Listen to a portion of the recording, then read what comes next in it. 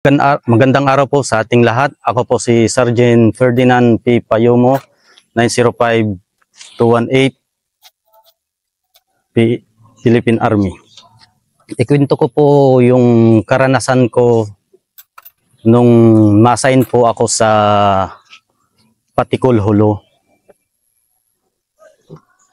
Ako po nung pag-assign ko po ng Patikul, Holo, PFC PAP po ako nun.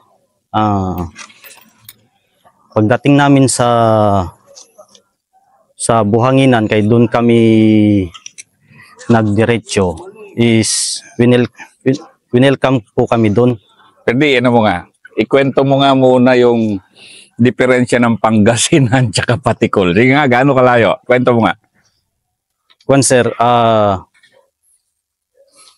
malayo sir yung sir. Ikwento mo. Ikwento po ko yung mga tarom kan ko, Patikul, kita man, ano, diferensya na? Sir, adayo sir. Tagalog. Ikwento ko po yung mula sa amin sa probinsya namin sa mga tarom Pangasinan to Patikul, Holo, is malayo po yung doon sir.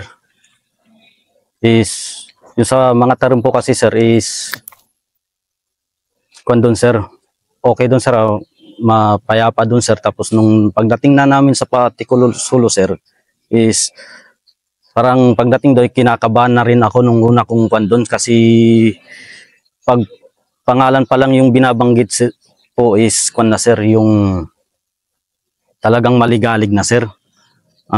Kumbaga marami ng sundalong na-assign doon, na-assign na rin yung mga tito ko doon, mga pinsan ko doon, is tinatawagan nila ako palagi na sabi sa akin is, pamangkin, pinsan, mag-ingat ka dyan, kasi yung sa Patikul is pinaka-critical dyan is yung sa Patikul, Holo na area.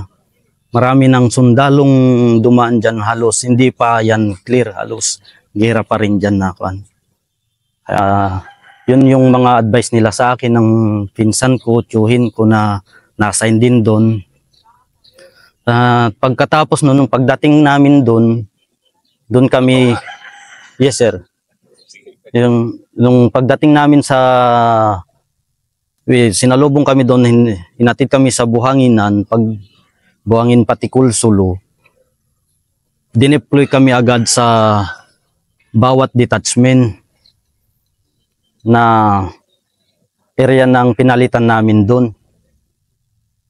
Ngayon sir, mga ilang araw bago kami na-deploy doon, is sa likod ng detachment namin is may kuwan na agad doon, sinulong na dating Abu Sayyaf na nakapag-Kapgu, nakapasok sa Kapgu, hinaras yung bahay niya ngayon doon sir. Is alas 11 ng gabi na yun sir eh. Hindi kami makakuan kay kuan pa kami. Bago at saka kuan pa. Hindi namin makuan pa yung area kay halos 100 meters to 200 meters hindi na kami makalabas sa kuan sa detachment namin, kay ganun kaligalig dati sa kuan sa Patikul. Kaya hanggang mag-operate na kami, may operation, sama-sama kami, ikutin namin yung sa kuan is wala, hindi kami mabangga, tapos balik na naman, tapos operate na naman, hanggang may binaba na memo na kuan na kami, magbahay-bahay, immersion, mag-MBO, para makuha namin yung mga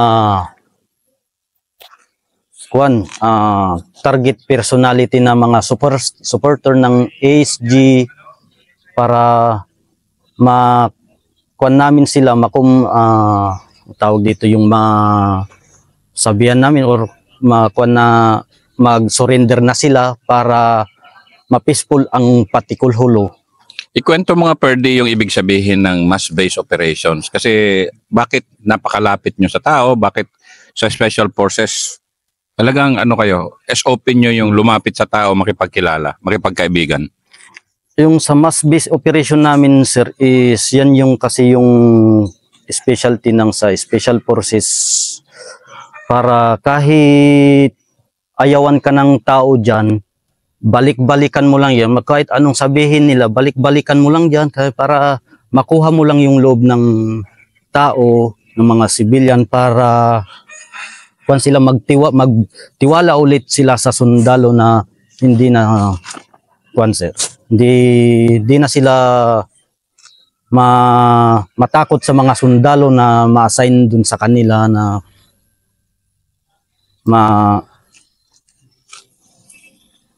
anong tawag nito, yung hindi sila ang kwan nila is mabago yung kanilang buhay na hindi na sila matakot sa mga sundalo na kwan sir. Kasi yung mga tito mo, karamihan talaga nag-serve mga 70s, 80s, puro giyera talaga kasi yung patikul, di ba? Kaya Yes, sir. medyo maintindihan natin, medyo takot yung tao kasi nanggaling nga ako doon. Yes. Talagang kung saan binobomba-bomba, nandun ako nanggaling. So talagang maintindihan natin yung takot ng tao. Yes. So, ang special forces kasi kailangan makuha nyo yung loob, which Yes, is, sir. yun ang mahirap, di ba? Yes sir. Sige, bago natin ikwento yung dalawa mong karanasan kung saan na double wounded ka, kwento mo nga yung mga hirap, yung pag-approach nyo sa mga ano nun. Kasi, ano talaga yan, karamihan din, mga pamilya na Abu Sayyaf, di ba? Yes sir. Sige nga, ikwento mo nga.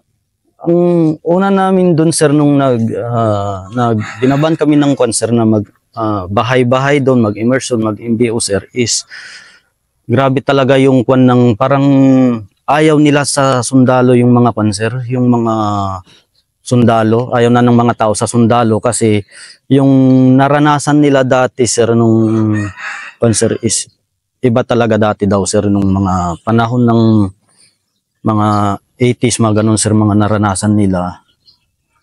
Kasi halos balik-balikan namin doon, so walang mag-entertain sa amin, kahit parang takot sila.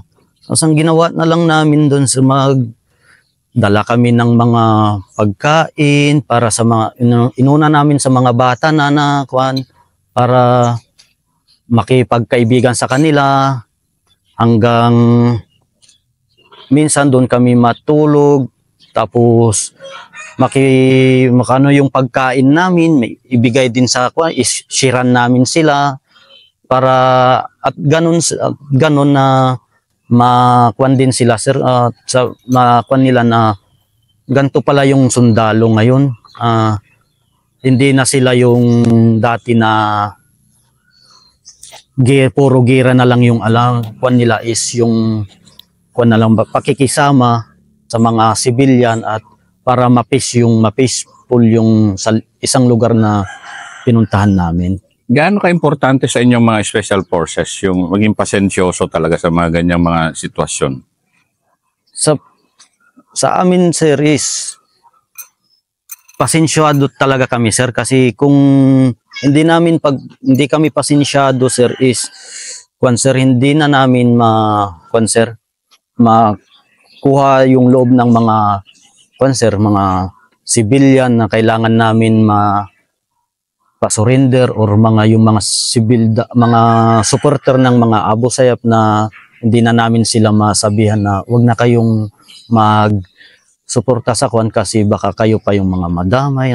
Yung kung kwan sir is kinakwan namin sila ba na in-encourage namin sila na kung pwede na tigilan na nila yung pagsusuporta, kung pwede na sabihan na lang dun sa mga kaibigan nila or mga kamag-anak nila na Abu Sayyaf, JRSG na sumurrender na lang para maging ma-peaceful yung kwan sir, yung sa patikul sir.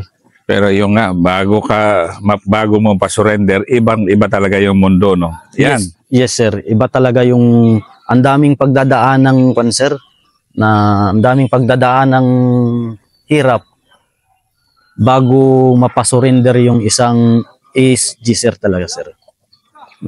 And isa doon, yung IED. Sige nga, Yes. ikwento mo na nga yung 2 beses ka na wounded.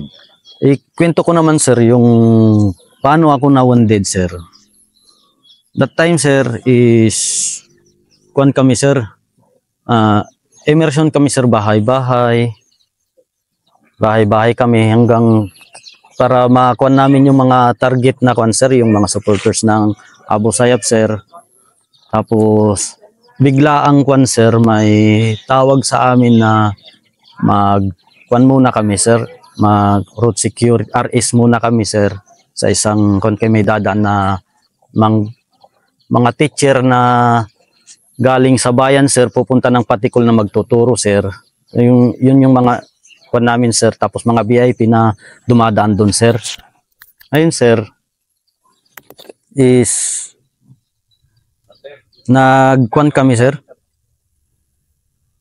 nag RS muna kami sir, mga bandang pagdating namin doon sa area mga 8 AM ganong oras. Tapos naghiwa-hiwalay kami sir kay RS, may pumunta doon sa distansya din kami sir. Pagkatapos nun is naka-pwesto na kami sa aming RS area, biglang pumutok sa likuran namin, siguro sa mga kuan is mga kuan lang siguro 100 meters ganyan yung kalayo o mga 80 ganyan. Putok ng IED o bala? Putok Baril. pa ng baril po yun Baril. sir. Ngayon pinutukan kami, deploy kami, puno-puno agad kami nun sir.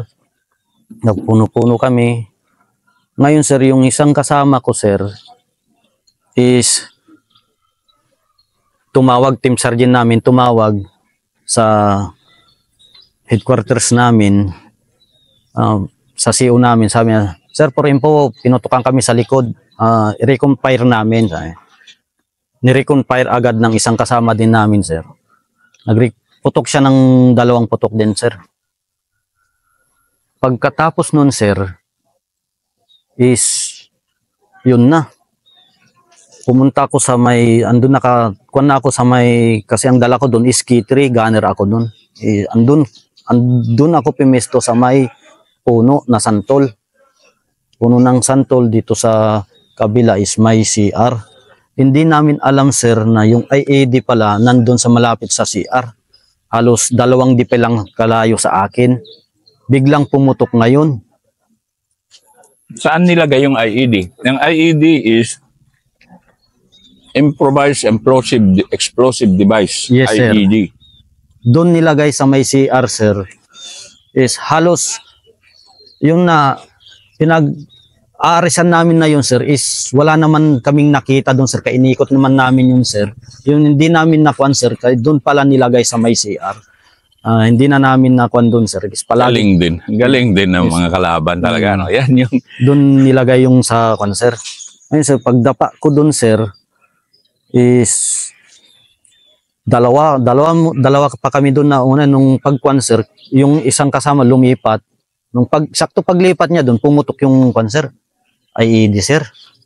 Di buti na lang sir is yung tama nung kuan is bumanda muna doon sa may kuan. Nakita na lang namin sir, bumanda sa may puno ng santol sir bago tumama dito sa kuan ko sir, balikat ko sir, dito banda sa likod.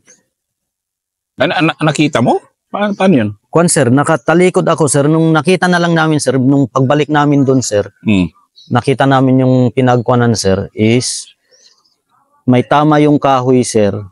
Tapos doon ako sa may, doon sa pisto ko, doon nagkuan sa likod ko, kay ramdam ko yung impact ng kuan sir. Yung IED sir, kay malapit lang sa akin sir. Ikwento mo nga yung, kasi iba yung bala. Yes sir, iba rin yung bala sir. Iba yung bala, iba yung IED. Ano yung kaibahan nung, kasi wounded, ang sunod mo na wounded, bala, di ba? Kuan sir, ang M203 din sir, yung kuan shrapnel ng M203 din sa. Pero yung IED, iba yung palo kasi ng ano niya, di ba? May hangin eh. May hangin talaga yung Ikwento mo nga yung ano yun, ano ba yun? Nung pagputok ng IED sir, is ramdam ko talaga sa likod ko sir. Napakalakas na hangin na impact. Parang kabog talaga yung kuan sir. Kabog talaga ako nun sir. Likod, pag isip-isip ko, likod ko, sabi kong ganun. Pero inobserbahan ko muna ng ilang segundo lang sir. Tinanong ako ngayon ng team sergeant ko kung okay ako. Sabi ko, Sergeant Pai, sabi niya sa akin, okay ka lang. Sabi, Tes, okay lang ako. Sabi ko. Pagkuhan ko dito, sir, is wala pa, sir. Kuhan ko dito sa, hindi ko pa nakuhanan yung kuhan, sir. Tapos magkatagalan na, sir, mahapdi na yung likod ko, sir. Mahapdi na. Pero may vest ka, di ba? Kuhan, sir, walang base yung sa dati, sir. Yung banduler namin ng K3, sir, is sa harapan lang yung Ay, oo base. nga pala. Oh. Base, sir, yung... Kaya yung kuhan ko, sir, is wala yung base sa likod, sir. Ngayon, sir, nung pagkuhan sa akin, nung pagputok nun, nung naramdaman ko na likod ko ng kuhan, mga ilang minuto, humapdi yung kuhan ko, likod ko dito. Hinawakan ko ulit. Pag ganun ko, sabi, uy, may dugo. Sabi, sinabihan ko agad yung team sergeant ko, Tes, sabi ko, may tama ako sa likod. At tawag ulit siya sa kuhan. Tawag siya reinforce, at medics. Yung isan din na may kasama din kami na medics, sir, siya na yung nagkuhan sa akin, sir. Alik, hinila na niya ako, dito tayo sa may kuhan, sa may bato, sabi. Kaya doon kami sa may bahay na may bato, sir. Doon niya ako ginawa na, sir, pinurse aid, sir. Nilagyan ako ng, tinanggal namin yung kuhan ko, upper ko, damit ko, tinali. Nakita niya yung kuhan, yung kuhan ko, sir, para hindi ako medyo matakot na kuhan. Tinanggal niya yung shrapnel ng IED, sir, na ganito kalaki, sir, mga siguro 2 inches, sir, kalaki, sir, na Bumaon? bumaan, sir. Bumaon dito ko, sir, pero kuhan, sir, malalim-lalim din, sir, at sa awa din ng Diyos, sir, hindi umabot sa baga ko, sir, sa likod ko, sir. Oo. Saka hindi umangat lang ng kaunti, leeg na yon. Yes, sir, bali dito, sir. Buti nga, sir, is kuhan pa, sir, yung kung atras siguro ako ng kuhan, sir, baka pwedeng sa ulo or kuhan, at least nakatago yung ulo ko sa may kahoy, sir. Yung, kumbaga, ito lang yung nakakuhan sa may, ito lang natamaan, sir. Sa ganitong ano kasi, di ba? Parang dami-dami natin training, ang dami-dami lahat, ang daming sakripisyo, pero isang ganun lang na IED. Dumaplis lang, leeg. Yes, sir. O, yung nga, ulo. Yes, Yun. sir. Anong ramdam mo noon? Tama yung mga uncle ko. Yun, nung nabalitaan nila, sir, na IED ako, sir, kahit tumawag din ako doon, sir, na nasa ospital ako, sabi ko na sir, na IED ako, sabi ko. Grabe ko na nila sa akin, sir, kumbaga, yung nanay ko, tatay ko, kumbaga, mangiyak-ngiyak na, sir, ba? Tapos, huwag kayong iyak kasi baka maiyak din ako, sabi. Hindi, okay lang ako, dito na ako ligtas na ako, sabi ko. Tapos tumawag na rin yung mga tito ko sa akin, kinakamusta nila ako, video call kami, ito yung tama ko, tito, dito sa likod sa akin. Hanggang, kwan, sir, nung nadala ko sa ospital, ganun na nga, sir, tapos yung bumalik na naman sila doon sa pinag-arisan namin, sir, na wounded ako, sir. Is cleaner nila yun, sir. Is may kwan na naman, sir, na-recover na naman na panibagong IED na naman dun, sir. Buti na lang is nakita ng isang tropa namin, sir, na nung nagkwan sa basurahan, sir, naglinis-linis siya doon na may dalang kahoy na mahaba. May naispatan siya na kwan na wire. Nung kinuan niya, inalis niya yung takip, wire nga mahaba, sir, na kwan. IED, sabing ganun. Baklasan na naman yung atras na naman. Tawag ngayon sa EOD na kwan. Hanggang dumating yung EOD, is tinignan positive talaga na kwan, sir. Positive na IED.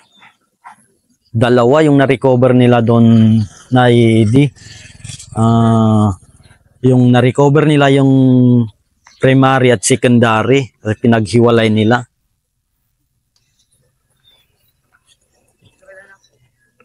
Kaya ngayon sir is kinuan ng CEO namin sir na sabi niya na ipagpatuloy na lang yung bahay-bahay ng kwan at i-kwan natin ulit yung kung mga suspected na mga supporter para makwan ulit sila. Mahikayat na pababain na lang yung mga surrender. Yun yung ano nyo sa inyo, no? Yes sir. Pinapababa nyo, pinapasabugan kayo ng IED. Yun yung mga una kasing ano, yung mga hardcore kasi na mga area na ganyan. Yes sir. Hindi basta-basta talaga eh. Yes sir. Hindi basta-basta. And yung nga, talagang wala. Ganon eh. Ganon ang mission eh. Ganun yung mission natin sir na kwan sir. At yung pangalawang kwan ko rin sir, yung 2020 no 2022 sir. Body kami sa test mission ng CQC sir. Diyan din. Dito sa Patikol din. Patikol Hulo sir. Na may jump off namin sir. Madaling araw, lakad hanggang nakuanan kami sir na mag-security sa may isang balik barangay dyan sa Patikol sir. Nag-outer security muna kami sir. Hanggang mag-harboring kami sir. Harboring na sinusundan namin yung trackings ng Abu Sayyaf sir. Hanggang harboring, jump off kinabukasan sir. Kasi yung sabi ni adkwan sa amin sir is malapit lang yung kalaban sa inyo, 500 meters ay advice sa amin sir. Kaya madaling araw sir, prepare na naman kami na para tumbukin yung kwan sir. Hanggang kwan sir, itik-itik na naman yung tropa sir na kay pabangin yun sir eh, pababa tapos akyatin yung target na sinabing positive yung kalaban sir is G sir.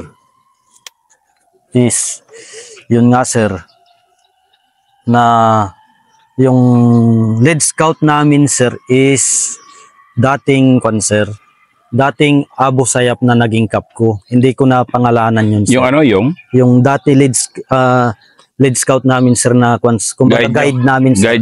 Guide Namin sir na dating Abu Sayyaf sir na naranasan niya yung hirap din ng sa Abu Sayyaf, member ng Abu Sayyaf, kaya gumawa din siya ng paraan para sir na makababa, makasurrender. Tapos hanggang napakapgo na namin sir, nakapgo, kaya yun yung naging lead scout namin din sir. Grabe rin yung ganun na tiwala, no? Kumbaga, dating Abu Sayyaf, na alam mong napakatindi na indoctrination nila kasi na-interview ko yung isang Abu Sayyaf dito kahapon. Grabe indoctrination nila. Tapos pinagkatiwala nyo na siya mag-lead scout. Yes sir. Hanggang Sige nga. positive talaga yung kwan sir. Yun nga sir, nung unang jump off namin doon sir na kwan, siya na yung nag-lead scout. Hanggang security kami sa isang outer security kami sa balik barangay sir. Hanggang na-clear na para hindi magdikit yung Abu Sayyaf sir. Kasi yun yung kwan sir. Yun yung sa sinecurity namin na barangay yun sir is talagang pinapasukan din yun ng Abu Sayyaf sir. Kaya nawala yung mga tao doon hanggang nagbalik barangay ulit sir. Ngayon sir, nung pagkatapos ng mga 4 na sir, 4 PM na yun sir, lakad na naman kami sir hanggang mahit namin yung target na harboringan namin sir. Pag harboring namin sir, may info na malapit lang yung kwan nun sir. Na alert kayo kasi malapit lang yung kalaban dyan. Kaya hindi kami nagkumpiyansa sir, is madaling araw sir, prepare ulit kami sir, mga alas 4 ng umaga sir, prepare ulit kami sir, hanggang doon na kami nagpaliwanag sir na kung makita agad, medyo makita na yung daanan sir, kwan na ulit kami sir, lakad na ulit hanggang pabangin yun sir, kasi dalawang bundok sir, pa ganito yung kwan sir. Till scout kami sir, yung isang team, yung kwan namin sir, fire team alpha namin sir, sila yung nag-lead scout kasama yung sa dating Abu Sayyaf sir na naging kapgo namin sir, na hindi ko na pangalanan sir. Tapos yung Bravo namin sir, kami yung Bravo, kami yung pinakahuli sir na kon sir. Tapos yung estudyante na yung nagsunod doon sir. Hanggang pag akyat sir na medyo mahirap yung daanan sir eh. May nakita yung dating yung leading namin sir na dating Abu Sayyaf na sabi niya may nakaduyan, may nakitang puncho sir nakaduyan. Di tawag sa radyo na tanggalin yung pakdahan-dahan kay may nakaduyan at may puncho. Ay, nakita. Pag kwan nun sir is tanggal yung pak, tapos dahan-dahan yung mga tropa na umaakyat na. Pero halos hindi makakyat yung kwan nun sir. Lahat ng tropa kay bangin yung kwan sir. Yung siguro nakakyat dun sir is yung fire team namin Bravo, 6 na, tapos may ibang estudyante rin na nakaakyat doon. Doon na sir nung pag kwan sir, binaril ni lead scout namin yung kwan sir, yung nakaduyan sir. Tamaan talaga sir, bagsak talaga na kwan sir. Tapos may sumusugod na naman na ibang Abu Sayyaf sir na nagkwan sir. Doon na, bakbakan na yun sir. Bakbakan na. Hanggang sa nagkwan na sila. Grabe, talagang matapang talaga yung Abu Sayyaf sir na kwan. Kaya ilan lang silang sumugod is siyempre yung tropa sir, nag-cover din yung tropa sir sa may kakahuyan sir. Hanggang putukan na rin sir. Kami na nasa tail scout sir is sinecurityan namin yung pinanggalingan namin kasi pababa na rin yun sir. Sinisecure namin na kwan din sir na walang makasunod din sa amin sir. Ang nangyari nung pagputok na ng tropa doon sir, tapos yung sa baba sir na hindi pa makakyat para kwan lang din yung Abu Sayyaf sir, medyo matakot din. Pumuputok din dito sa baba sir. Yung kwan sir. Ngayon sir, yung Abu Sayyaf na sir, narinig niya putok dito sa baba sir. Pumutok na rin dito sa banda sa amin sir. Tubo, mga kwan na sir, K3 nila pumuputok na rin dyan sir. Hanggang kwan sir, pumutok ng tubo, doon na kami nagkwan sir. Malapit lang sa amin din yung kwan sir eh. Dalawa kaming nawundid doon sir ng kasamahan ko eh. Yan, galing nila sa tubo eh. Galing Yes. tumubo ng ano, no? Yes sir, magaling talaga sir. Talagang experience talaga nila yung kwan sir. Siguro mga ilang gera na yung nakuanan nila yun sir na kwan. Bakbakan talaga na kwan. Pagka kwan nun sir, natapos yung putukan sir, yun nga, yung kwan, hindi pa kanong putukan, hindi pa kami nag-declare na kwan kami sir, na wounded, kaya putukan pa. Hanggang nung kwan na, maramdaman mo yung tama talaga, mahapdi na naman yung kwan. Kung Saan ang tama mo? dito sa leg sir, dito sir. Malit lang siya sir, shrapnel lang ng kwan sir, ng M203 sir, pero mahapdi pa rin sir na halos pag mamanhid sir, talagang hindi may galaw talaga yung paa sir na kwan sir. Yung kasamaan ko naman sir, dito rin sa likod ng tuhod sir, dito rin. Anong diferensya ng tama ng IED noon tsaka yung 203 mo? Diferensya ng tama sir sa IED sir tsaka M203, mas malakas yung tama talaga ng kwan sir, ng IED sir. Kasi yun talaga sir is kwan talaga yung katawan sir. Talagang lalo kung mapuruhan sir, talagang siguro kung kwan hindi ka na kung talagang kwan hindi na mabuhay talaga tao pag through intro talaga yung kwan sir eh. Doon sa M203 naman sir, kung yung shrapnel ngayon sa akin sir is pasalamat ako sir kay dito lang sa kwan sir, sa kita sir. Tapos sir, nung pagtama nun sir is lumipat ako sir kasi medyo open ako sir, lumipat ako sa medyo hindi ako kita sir. At least napasalamat ako sir kay lumipat ako kasi nung kwan na sir, puro doon na yung tama ng mga bala sa pinanggalingan ko sir. Eh, sabi ko, pasalamat talaga ako sa Diyos na nakalis ako at sinabihan ako ng team sergeant ko na umalis ka dyan dito ka sa malaking puno. Sabi. Kaya doon kami nag-kwan, sir. May malaking puno man doon, sir. Nagkabilaan kami ng kwan na, sir. Ng pwesto ng team sergeant ko, sir. Ano sabi na naman ng mga uncle mo? Sabi na naman ng mga uncle ko, sir. Sabi ko sa iyo, pamangkin, mag-ingat ka palagi, tawag ka sa Panginoon palagi ng kwan. Kasi iba talaga dyan sa Patikol. Hanggang ngayon hindi pa dyan clear, sabi niya ngayon. Hanggang nagtagal, sir. Yun last na encounter ko na kwan, sir. Hanggang sumunod, wala na kaming makwan na encounter, sir. Halos na kwan na, sir. Nadahan-dahan na. Nadahan-dahan na silang kwan, sir.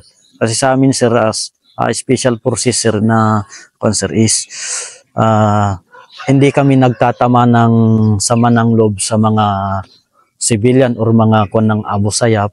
Kumbaga, mas lalo pa namin silang kinakalaban namin, kinakaibigan pa namin sila, sir. Para lang ma-peaceful yung pinupuntahan namin na lugar, sir. Na para Nagtagumpay kayo? nagtagumpay kami doon, sir, na kwan, sir.